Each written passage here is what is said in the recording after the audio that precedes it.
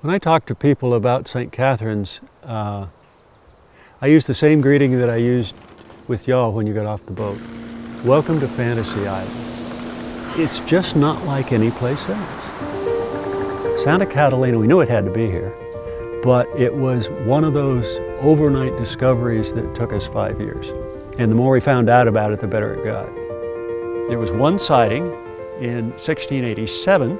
Someone came and described the mission site, landed on the point up here, walked down and said there were cleared cornfields about a mile inland and the ruins of some buildings. That was the last time anybody had seen it, and people had been looking, sometimes pretty seriously, for Mission Santa Catalina de Guale for 300 years. And I was thinking, how cool would it be to find that?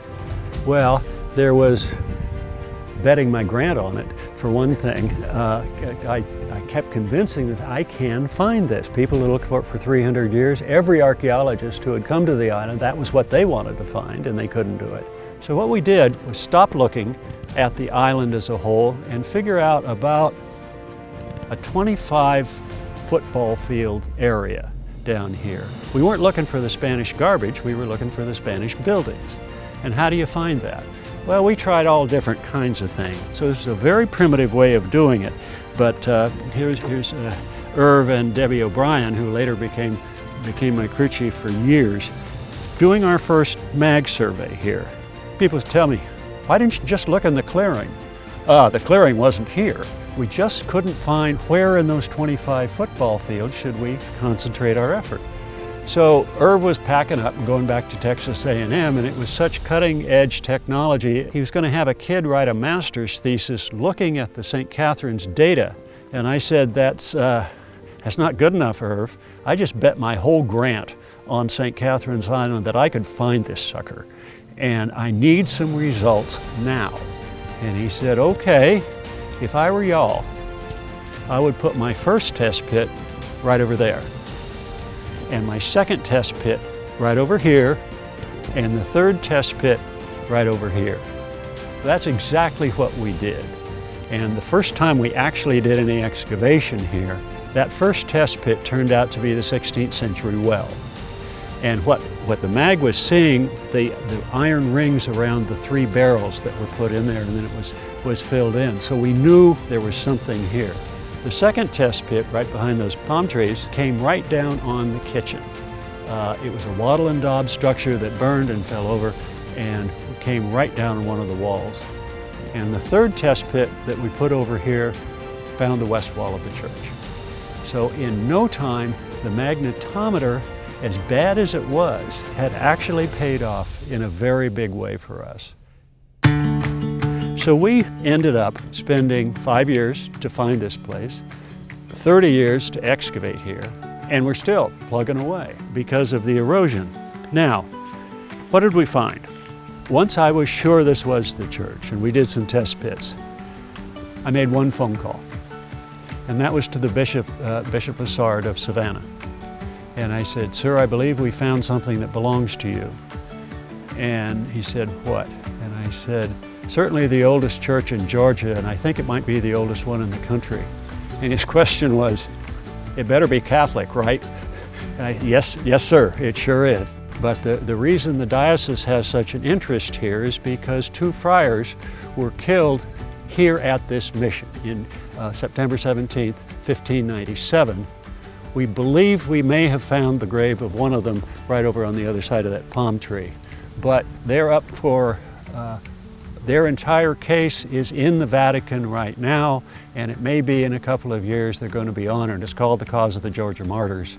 So we started excavating and realized that what we have is a completely preserved Spanish mission that's never been plowed.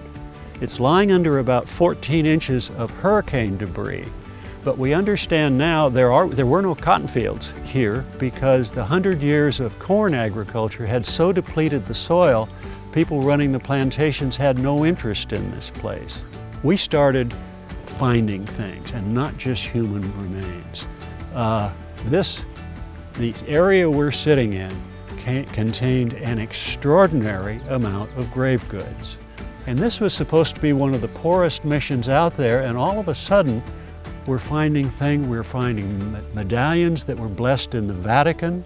We're finding all sorts of crosses and things that had never been found before. We thought the Guale Indians were extinct. Everybody thought that. Historians, anthropologists, everybody. So since the Indians are extinct, does the Catholic Church have a problem with our excavating this site? Because we have every reason to believe it's also a cemetery. And he said, we have no reason to object to that, and in fact, can we send the nuns over to film it because we want to teach about this early history of the diocese, and in this case, the Franciscan order. So what we were seeing in the cemetery is a joint agreement on what a burial ought to look like. It satisfied the requirements of a Christian burial, but it also kept alive the indigenous traditions that go back thousands of years. It had always bothered me, how can two barefoot friars and maybe 4 soldiers boss around a town of 1,000 people, which is what this is, 300 of them armed warriors? How does that work? It doesn't work. It means that the tribe had bought into this. But what we did find are these. And what a Catholic Franciscan church will have 14 stations of the cross. But remember, this is built by Guale Indians. So the stations of the cross are depicting Guale people. So this is as close as it's about this big, and we found parts of 7 of them coming out of this wall. And it's as close as we're ever going to come to looking into the face of Guale Indians 300 to 400 years ago. It was a remarkable find. And when people talk to me about what's so cool about archaeology, the really coolest thing to me has always been, you've got a connection with people in the past. I am the first human being to touch that in 300 years. There is more 16th and 17th century paraphernalia from this single site than from every other Spanish mission in this country put together. It's extraordinarily rich. So in 1984, we had a service here. Franciscan order arrived, the bishop was here. It's covered in National Geographic magazine if you want to read about it. But it's basically the first of the reburials here. And ultimately 431 people were buried here. When the tribes were here in February, I talked to them about that. You need to know that 431 of your ancestors are buried within this living church. Now, how do you feel about that?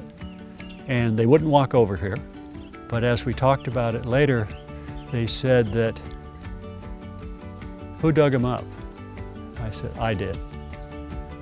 We talked about why, and he said, and who reburied them? I did.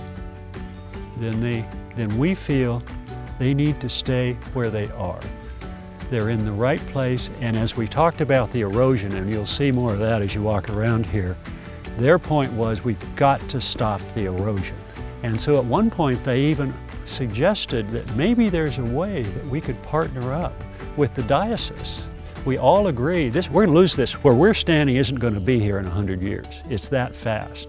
And this, if it's the oldest Christian church in the country, a lot of people would agree it's worth preserving. How do we do it?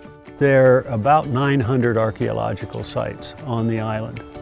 We've only documented 200. But I think the really key challenge over the next, say, half century is what about the unbelievable climate change?